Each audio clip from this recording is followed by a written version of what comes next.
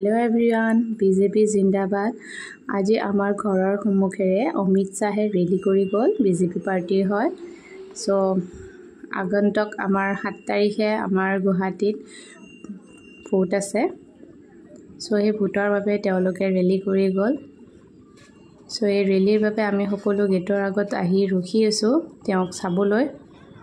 তেওঁক পিছে এতিয়া দেখা পোৱা হয়নে নহয় নাজানো। এয়া গাড়ীবোৰ আগেৰে যাই আছে পুলিচ কণ্ট্ৰলিঙৰ। এয়া দেখিছে আৰক্ষীও ইয়াতে দিছে। বহুখিনি মানুহ পুৰা চাবলৈ ৰখি আছে। আমিও ৰখি আছোঁ গোটেইবোৰ মানুহ।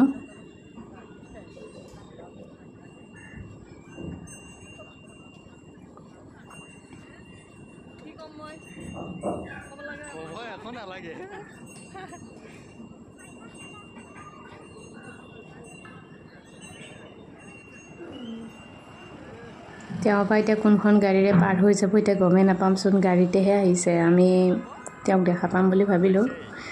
নিশ্চয় ইয়াৰে কোনোবা এখন গাড়ীত আছে।